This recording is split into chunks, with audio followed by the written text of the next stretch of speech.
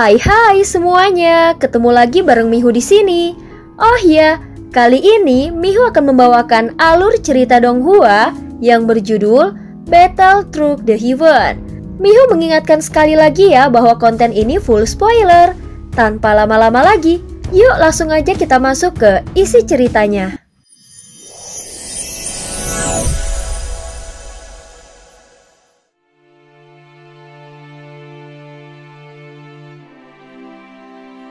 Melanjutkan dari kisah sebelumnya. Sebelumnya setelah membunuh Ning Yao, Xiaoyan kemudian menyerang kelima raja roh lainnya menggunakan teknik transendensi. Dan di saat yang sama, dia juga melepaskan teratai api bayan sehingga membuat pandangan para raja roh terganggu. Ruang di sekeliling terasa seakan berubah menjadi wadah pil milik Xiaoyan. Api dan petir yang mengamuk membakar segalanya. Bahkan petir yang perlahan menggema ini cukup untuk membuat segala keberadaan musnah seketika. Dan kekuatan penghancurnya membuat siapapun tidak bisa bersembunyi. Sosok para raja roh muncul di tengah pusaran kekuatan itu. Dan baju besi dewa di tubuh mereka menerima sebagian besar serangan lebih dulu.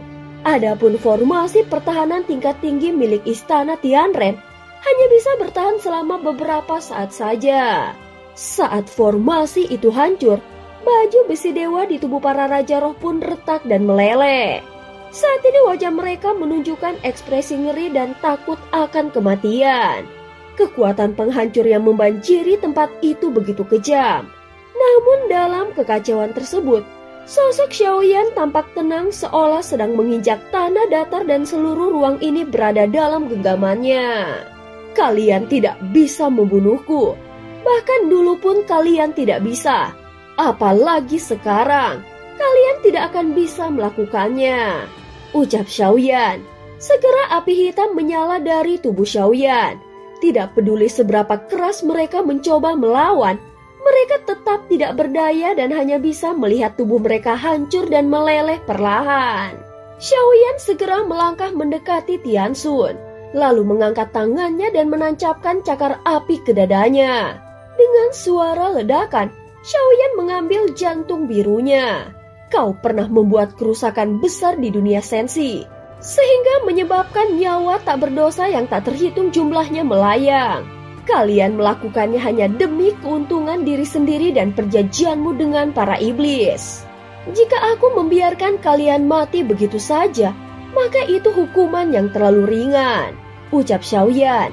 Saat ini avatar jangkrik emas membuka mulutnya lalu menelan jantung biru Tiansun. Pada saat yang sama, simbol aneh muncul di matanya dan segera menyebar dengan cepat. Dengan melakukan ini, maka jiwa mereka semua terkurung di dalam jantung biru. Setelah melakukannya, avatar jangkrik emas mundur beberapa langkah. Meskipun dia tidak bisa langsung menghancurkan jantung tersebut, namun dia tetap bisa menyerap kekuatan mereka sebagai kekuatan penguatnya. Setelah itu Xiaoyan melancarkan serangan secara bertubi-tubi. Para raja roh yang dulunya begitu angkuh kini tampak tak berdaya di hadapan Xiaoyan. Aturan hukum surgawi yang mengerikan menyapu mereka hingga tidak bisa bergerak. Dalam kobaran petir dan api milik Xiaoyan, tubuh mereka hancur total. Dada mereka tertembus dan jantung mereka dicabut satu persatu. Adapun avatar jangkrik emas, dia menelan semua jantung biru dan menyerap tubuh raja roh lainnya. Dengan menyerap kekuatan sebanyak itu, ruang tempat keberadaan mereka mulai bergetar. Avatar jangkrik emas yang sebelumnya tidak bisa menerobos ke tingkat ke-6 keabadian para dewa, kini memperoleh lonjakan kekuatan yang luar biasa. Tingkat kultivasi avatar jangkrik emas memang belum sepenuhnya stabil pada tingkat ke-6. Namun dia telah menyentuh ambang batas. Tentu saja ini adalah momen yang sangat penting bagi Xiaoyan. Seperti yang dia sudah duga sebelumnya, ke-6 raja roh ini bukanlah sumber utama dari rasa bahaya yang dirasakannya. Setelah menghabisi mereka, perasaan bahaya itu bukannya menghilang, tetapi malah semakin kuat. Xiaoyan bisa memastikan bahwa sumber ancaman sebenarnya datang dari kejauhan. Dia merasa seseorang sedang melaju mendekatinya dengan kecepatan yang luar biasa. Dia segera mengangkat tangannya dan di dalam telapak tangannya muncul beberapa cincin penyimpanan yang dia dapatkan dari para Raja Roh. Namun saat dia hendak memeriksa cincin-cincin itu, tubuhnya tiba-tiba berguncang pelan dan kakinya yang sebelumnya melayang di ruang hampa mundur setengah langkah. Tentu saja setengah langkah ini bukanlah hal biasa. Saat ini hati Xiaoyan terasa seperti dihantam dengan keras. Sebuah rasa bahaya yang kuat langsung menyelimuti hatinya. Kali ini bukan seperti bahaya sebelumnya, namun ini jauh lebih besar. Saat ini rasa bahaya melonjak ke puncaknya. Bahkan Xiaoyan tidak bisa menahan diri untuk menggenggam dadanya dan memaksa dirinya tetap tenang di tengah tekanan luar biasa ini. Perasaan krisis yang begitu kuat ini bukan berasal dari para Raja Roh itu sendiri, melainkan dari keberadaan di balik mereka yang disebut sebagai tuan mereka. Sebelumnya Xiaoyan sempat menduga bahwa alasan mengapa Yang Mulia tidak segera memusnahkan istana Tianren mungkin berkaitan dengan sosok yang dinamakan tuan ini. Tetapi apakah kemungkinan ini benar? Jika Yang Mulia dan para Raja Roh sendiri begitu takut terhadap sosok itu, maka satu-satunya cara untuk mengetahui kebenarannya adalah berhadapan langsung dengan sosok pemimpin istana Tianren itu. Tekanan dari rasa bahaya ini seperti gunung besar yang menekan dadanya sehingga membuat Xiaoyan hampir tidak bisa bernafas. Tetapi dia tidak punya pilihan lain. Walaupun resikonya kematian, tampaknya dia memang harus menghadapinya. Kalau gagal, semuanya akan sia-sia. Jika memang aku harus bertemu dengan pemimpin istana Tianren, maka biarlah terjadi seperti yang seharusnya. Dengan satu kibasan lengan bajunya, Xiaoyan mengambil beberapa kristal ruang waktu dari cincin milik para Raja Roh. Jumlahnya tidak banyak dan totalnya kurang dari 20.000. Tetapi itu masih di luar dugaannya. Ditambah dengan miliknya sendiri, kini Xiaoyan sudah mengumpulkan sekitar 50.000 kristal. Aku tidak boleh terlalu lama tinggal di sini. Avatar jangkrik emas telah menembus ke tingkat ke-6. Saatnya untuk mencoba bagaimana sebenarnya cara menggunakan kristal ruang waktu ini dan mencari tahu apa fungsinya yang sebenarnya. Gumam Xiaoyan. Saat ini Xiaoyan tidak sempat memeriksa cincin para Raja Roh satu persatu. Dia hanya menyapu sedikit dengan kekuatan jiwanya. Sayangnya mereka tidak menyimpan barang-barang yang berharga. Setelah mencapai tahap keabadian para dewa, benda-benda biasa memang tampak tidak berharga lagi. Maka tidak heran Yang Mulia tidak pernah menganggap serius istana Tianren. Bahkan di dalam keseluruhan dunia sensi, mereka hanyalah kekuatan pinggiran yang tidak berarti. Namun kini terlihat jelas bahwa istana Tianren lebih seperti alat percobaan yang sengaja dibiarkan oleh Yang Mulia untuk digunakan Xiaoyan berlatih. Namun rencana Yang Mulia pasti lebih dalam dari itu. Istana Tianren hanyalah bayangan. Dan orang di balik layar itulah kemungkinan besar alasan sejati Yang Mulia tidak menggerakkan bidaknya. Saat ini Xiaoyan tidak ingin terlalu banyak berpikir. Yang terpenting adalah terus melangkah maju. Meskipun bahaya semakin mendekat, dia harus tetap tenang dan berhati-hati saat menghadapinya. Tujuannya di tempat ini adalah menemukan jiwa ilusi. Jadi dia tidak boleh melenceng dari misinya. Sudah cukup lama sejak dia memasuki ruangan anomali ini. Selama ini pula dia telah membunuh banyak musuh dan menjelajahi area penuh krisis. Sehingga banyak waktu yang telah terbuang. Tetapi di sisi lain, dia berhasil mengumpulkan sejumlah besar kristal ruang waktu. Menurut penjelasan Feng Xichang sebelumnya, dibutuhkan 1000 kristal ruang waktu untuk satu orang membuka jalan. Meskipun Xiaoyan tidak tahu pasti apakah itu benar atau salah, namun dia tidak punya pilihan selain mencobanya sendiri. Pada saat ini dia segera mengeluarkan 1000 kristal pertama dan mencoba memicunya. Namun kristal-kristal itu tidak menyatu dengan sendirinya. Baru setelah dia mendorongnya dengan kekuatan jiwa, kristal-kristal tersebut mulai menyatu membentuk titik cahaya.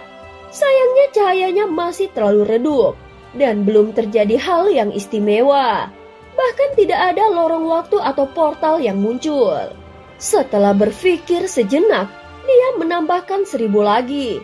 Terlihat titik cahaya itu menjadi sedikit lebih terang namun tetap tidak cukup.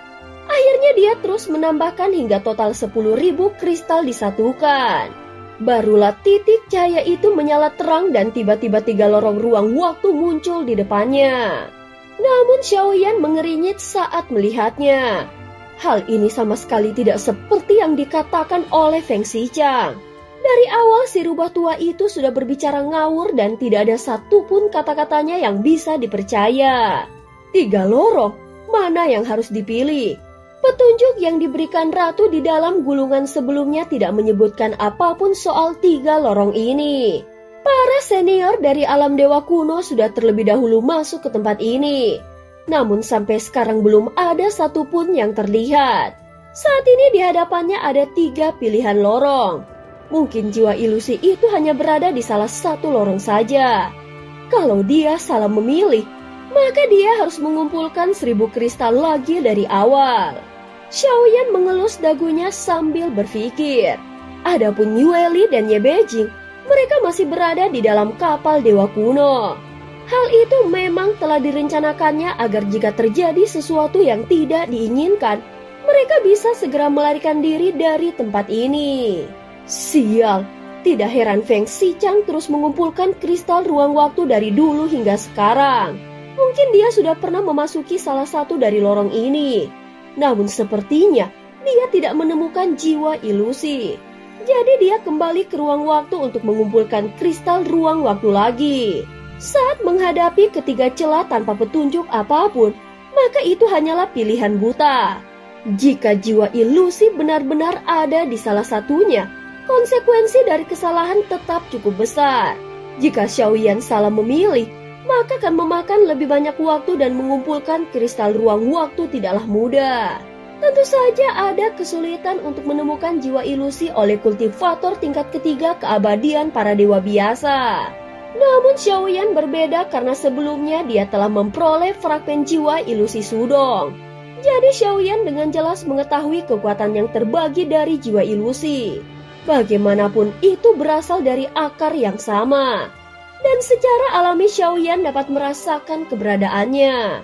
Saat berikutnya jiwa ilusi Sudong muncul dari tubuh Xiaoyan dan berdiri di depan 3 celah cahaya ruang. Masing-masing dari ketiga celah ruang yang besar itu memancarkan cahaya berbeda.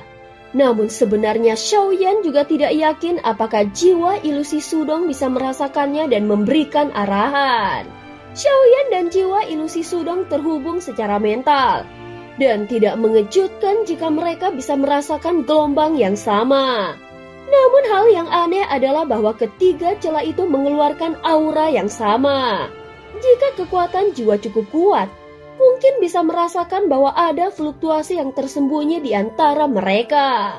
Namun dengan bantuan jiwa ilusi Sudong, Xiaoyan akhirnya dapat merasakannya.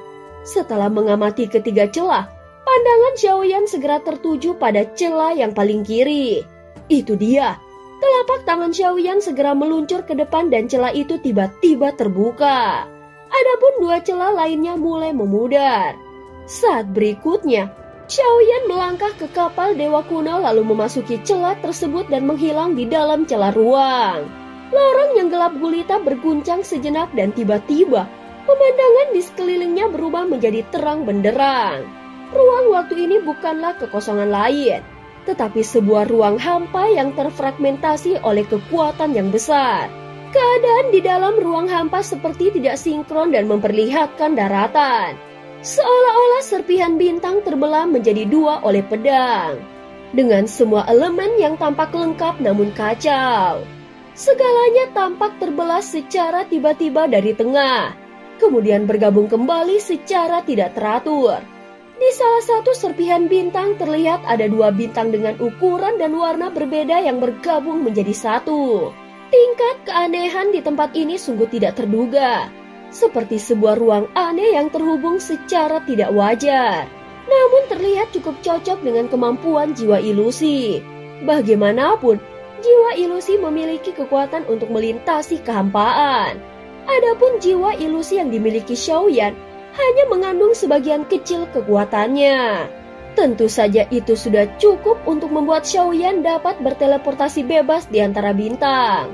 Namun itu akan menghabiskan banyak kekuatan jiwanya sehingga jika tidak mendesak, Xiaoyan tidak akan menggunakannya. Tentu saja jika kekuatan jiwa Xiaoyan bisa kembali menerobos ke tingkat alam void, maka dia bisa lebih leluasa menggunakan jiwa ilusi. Hal ini bahkan bukan bicara tentang kecepatan lagi, tetapi tentang pengendalian ruang, sehingga dia bisa lebih menyederhanakan waktu saat melintasi ruang. Saat ini dia mengendalikan kapal dewa kuno dan terus maju perlahan. Seiring pergerakan kapal dewa kuno, segala sesuatu di depan mata juga ikut bergerak. Untuk sesaat, bahkan sulit untuk mengatakan apakah kapal dewa kuno yang bergerak atau seluruh ruang hampa yang berubah. Pada saat berikutnya tiba-tiba kapal dewa kuno bergetar. Jelas pada detik sebelumnya mereka masih berada di dalam kehampaan. Namun sesaat kemudian mereka sudah berada di atas tanah. Terlihat tanah ini sangat aneh seperti tergantung terbalik di dalam kehampaan. Xiaoyan sedikit mengernyitkan dahinya dan terpaksa mengubah arah kapal dewa kuno sambil bergerak maju. Ketika dilihat lagi, daratan besar itu sudah lenyap lalu berubah menjadi kehampaan tanpa batas. Sepertinya semua yang terlihat sebelumnya hanyalah ilusi. Tiba-tiba setelah sekitar 10.000 langkah, muncul ombak raksasa di depan mata mereka. Dan itu merupakan sebuah lautan luas yang bergejolak. Ombak raksasa setinggi puluhan ribu kaki itu bergulung-gulung dan satu demi satu ombaknya menghantam kapal dewa kuno. Pada saat yang sama dari dalam ombak besar, muncul sesosok makhluk mengerikan dengan 8 lengan hitam pekat kemudian menyerang kapal dewa kuno dengan ganas. Namun Xiaoyan tidak menggubrisnya dan tetap mengendalikan kapal dewa kuno untuk maju. Faktanya, dia tidak bergerak tanpa arah, tetapi mengandalkan kekuatan jiwa ilusi miliknya untuk mencari arah yang benar. Kekuatan ruang yang luar biasa dan kekuatan aturan menyatukan banyak ruang menjadi satu. Apa yang terlihat di depan mata bukanlah kenyataan, melainkan sebuah labirin besar dan tidak mudah diterobos. Xiaoyan bergumam untuk memberitahu semua orang. Tidak mungkin. Ye Beijing langsung bergumam sambil mengerutkan alisnya dan tubuh kelinci di dekatnya bergetar karena terkejut. Adapun Xiao Yueli yang berada di sampingnya tidak bisa menahan diri untuk melihat ke arahnya. Ibu angkat begitu hebat, pasti memiliki sebuah ide. Xiao Yueli memperlihatkan senyum polos saat mengatakannya. Meskipun mendengar panggilan itu membuat Ye Beijing bahagia, namun dia hanya tersenyum samar sebelum memandang serius ke arah Xiao Yueli. Gadis kecil, jangan-jangan kau memanggil semua wanita di dekat ayahmu sebagai ibu angkat jika mereka bisa membantu. Ye Beijing segera mendengus pelan dengan nada menggoda. Tidak ibu, sebelumnya ayah memang belum pernah bertemu wanita sekuat ibu angkat, jawab Xiao Yueli sambil mengedipkan matanya, seolah tidak akan meminta bantuannya dengan mudah. Sebagai reinkarnasi dari Yang Mulia, ayahmu hanya perlu berpikir sedikit untuk bisa menyelesaikan masalah ini. Jadi ibu angkat tidak perlu turun tangan. Tentu saja Ye Beijing menyukai panggilan itu lalu memandang Xiaoyan dengan tatapan penuh penghargaan. Namun Xiaoyan sebenarnya tidak terlalu berpikir. Jika dia terus maju tanpa arah, kemungkinan besar akan menabrak sesuatu di sepanjang jalan. Sehingga sejak masuk ke tempat ini, Xiaoyan terus menggunakan kekuatan jiwa ilusi Sudong. Meskipun Xiaoyan tidak yakin apakah arah yang ditempuhnya sudah benar, tetapi dia hanya bisa terus bergerak dengan cara seperti ini. Jalur yang ditempuhnya terasa aneh, tetapi sensasi yang dirasakannya semakin kuat. Setidaknya ruang yang didatanginya tidak salah. Meskipun dia telah sampai di sini, namun dia belum tentu bisa menemukan apa yang dicarinya. Ruang ini seperti dimensi yang terfragmentasi, membuat apa yang dilihat tidak selalu nyata. Sehingga untuk menemukan jalur yang benar akan menghabiskan banyak waktu. Sementara itu di Kampan Laut Barat yang merupakan area misterius tempat Xiaoyan berada, tiba-tiba mengalami getaran kuat. Terlihat ada bayangan gelap dari kejauhan yang mendekat dan dari dalam kekosongan muncul banyak kristal es. Ada juga dua naga es raksasa yang bergerak di kampan dan sosok itu berdiri di atas salah satu naga es. Sosok itu memiliki rambut panjang dari es, memakai baju zirah kristal es dan memegang tombak panjang es hitam. Wajahnya tampak seperti dipahat dan dengan tatapan tajam yang mengunci arah. Sebelum roh pohon gila itu mencapai tempat ini, aku harus menemukan reinkarnasi yang mulia itu. Aku ingin memonopoli potongan kue ini sendirian. Saat dia berbicara, tiba-tiba naga es di bawah kakinya bergetar hebat dan salah satu naga hancur berkeping-keping. Mudong, sudah lama tidak bertemu. Bagaimana jika kali ini kita bekerja sama? Ucap sosok yang tiba-tiba muncul dengan suara yang dalam.